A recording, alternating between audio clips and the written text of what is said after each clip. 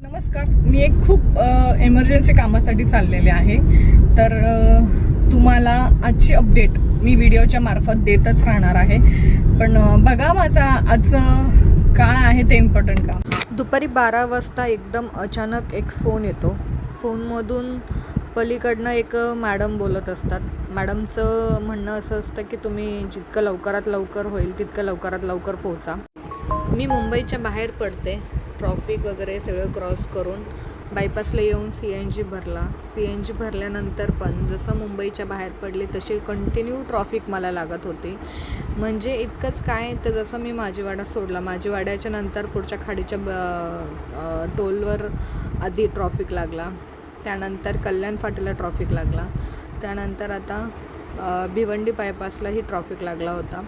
कशी तरी हा ट्रॉफिक क्रॉस करून आधीच खूप अर्जंट पोहोचायचं राहतं. खूप एमर्जन्सी कामासाठी आपण निघतो आणि त्यातल्या त्यात ही ट्रॉफिक अशी इतकी परेशान करत होती मला की मी शब्दात सांगू शकत नाही की मला एक तर खूप एमर्जन्सीमध्ये जायचं असतं आणि तिथे काही ना काही प्रॉब्लेम येतच होते. कसं तरी म्हटलं एकदाची का मी समृद्धीला लागली की नॉनस्टॉप जाण्यासाठी मोकळी होते.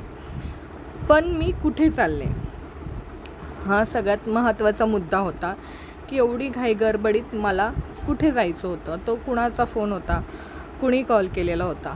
मी समृद्धीच्या दिशेला निघाले, समृद्धीला आले, टोल क्रॉस केला, त्यानंतर मी सिन्नरला उतरले. सिन्नरला उतरून इथं आले. CNG पूर्ण पंप रिकामा होता. काहीतरी त्यांचा टेक्नॉलॉजी प्रॉब्लेम असल्यामुळे त्यांनी सांगितलं की मॅडम 1-1.5 तास लागेल. मला इतका वेळ नव्हता, अर्जंट पोहोचायचं होतं. तर मी कुठे निघाले हे तुम्हाला मी आता सांगते. CNG वावीपर्यंत जाईल एवढंच डोक्यात होतं. वावीपर्यंत मला CNG पुरेल आणि तिथून पुढे मी CNG भरायला वावीला पोहोचले. पण CNG भरून पण घेतला. CNG इथेही एकही गाडी नव्हती. एक गैरसमज होता की आता सिन्नरच्या पंपावर जर CNG पंप बंद आहे ते इथे खूप गर्दी असेल, पण इथे ह्या पंपावर पण एकही गाडी नव्हती. वावीच्या पंपावर पूर्णपणे रिकामा पंप होता. का माहीत नाही. पण मग त्यानंतर निघाले. देरड्या फाट्यावरनं लेफ्ट घेतला आणि ह्या खराब रस्त्याला लागले. तर मी कुठे चालले आहे हे तुमच्या आता लक्षात थोडं आलंच असेल. मी चालले होते आधीच्या हॉस्टेलला यासाठी सकाळी 12 वाजता मॅडमचा फोन येतो आणि सांगितलं जातं की तुमच्या मुलाला थोडी इंजरी झाली आहे मॅचमध्ये आणि तुम्ही येऊन घेऊन जा, त्याची तब्येत बरी नाही आहे. तर धावपळ करत मी फायनली GPS पोहोचते. गौतम पब्लिक स्कूलला पोहोचले. गाडी लावली. मुलगा धावत पळत आला. त्याला निरोप पोहोचलाच होता. तो आला, भेटला. त्याची तब्येत बघून थोडंसं वाईट वाटलं, पण म्हटलं ठीक आहे चला.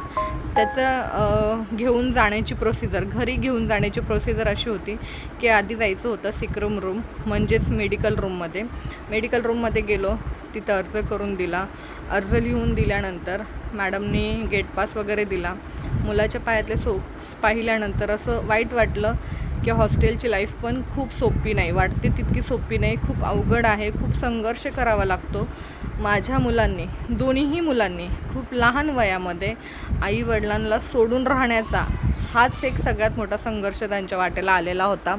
त्यानंतर मुलांना घेतलं आणि मी अशा ठिकाणी निघाले होते जिथे मनाची शांती मिळते. चला तुम्हाला ते ठिकाण पण दाखवते. मुलाला घेतल्यानंतर आज होता गुरुवार आणि मला जायचं होतं दर्शनासाठी. आणि इथे आल्यानंतर मी मोठ्यापणा नाही सांगत, मी वाढवून नाही सांगणार तुम्हाला. इथे आल्यानंतर एक फक्त पॉझिटिव्ह एनर्जी आणि सगळ्यात महत्त्वाचं तुमच्या आयुष्यात येणाऱ्या अडचणी खूप कमी होतात. खूप म्हणजे खूप. ते फायनान्शियली असो, मेंटली असो, कसेही असो. तिथं व्हिडिओ काढणं अलाउड नव्हतं. त्यामुळं त्या शक्तीचं जास्त काही मी तुम्हाला व्हिडिओमध्ये दाखवू शकले नाही. पण खरंच खूप पॉझिटिव्ह वाईब होती तिथं. तिथून निघाल्यानंतर आम्ही आलो नाशिकला. नाशिकमध्ये पण आम्हाला पंचवटीमध्ये आधीच्या पप्पांना भेटायचं होतं.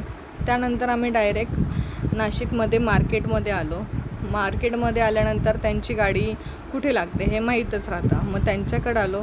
त्यांना आधी भेटला वगैरे. त्यांनाही खूप काळजी वाटत होती की आधीची तब्येत खरंच कशी आहे काय आहे. एवढं सकाळी सकाळी फोन आलेला होता, दुपारी अर्जंटमध्ये बोलवलेलं होतं, त्यामुळं दोघंही आम्ही खूप काळजीत होतो. त्यानंतर तिथून त्यांचाच डबा घेतला, आम्ही फिनिश केला, डबा वगैरे खाल्ला. त्यांची आता गाडी भरायचं काम चालूच होतं. तर त्यांनी सांगितलं की हो तुम्ही दोघं पण आता इकडनं जा आणि मुंबईच्या दिशेला निघा, कारण की मी येतो गाडी भरून. तुम्ही तोपर्यंत CNG वगैरे भरा आणि पुढे निघा, कारण की मला वेळ लागणार आहे. मग मी पण तसंच केलं, त्यांची गाडी भरूस तर म्हटलं चला तोपर्यंत CNG भरून घेऊया, कारण की गाडीतला CNG बऱ्यापैकी संपला होता, म्हणजे संपतच आला होता. गाडी पेट्रोलवर काही लागली नव्हती. तर मग जिथे मी गेलेले ते ठिकाण नाशिकपासून एक मिनिमम 100 किलोमीटरच्या अंतरावर होतं, जास्त काही लांब नव्हतं. त्या ठिकाणाचं नाव मला माहीत नाही, पण ठिकाण माहीत आहे. त्यामुळं डिटेलमध्ये मी त्या जागेबद्दल तुम्हाला इतकं काही जास्त सांगूही शकणार नाही. CNG पंपावर आलो, CNG भरायला गाडी लावली. बऱ्याचशा गाड्या होत्या आणि त्यानंतर माझ्या पुढे पण एक टिपरमेट गाडी होती. ती गाडी भरल्यानंतर माझा नंबर होता. माझ्या मागेही एक गाडी होती. मग परत गाडी पुढे घेतली, CNG वगैरे भरायला लावली. CNG भरायला लावल्यानंतर CNG भरून झाली. इगतपुरीला आल्यानंतर रामश्याम हॉटेलला चहा घेतला. त्यानंतर लगेच मुंबईच्या दिशेला निघालो. मुलुंड चेक नाक्याला आलो. त्यानंतर इथूनच आमचं घर जवळ होतं. घरी आलो आणि इथे आमच्या इथे शिव मंदिर होतं, खूप छान सजवलेलं, शिवरात्र जवळ येते म्हणून.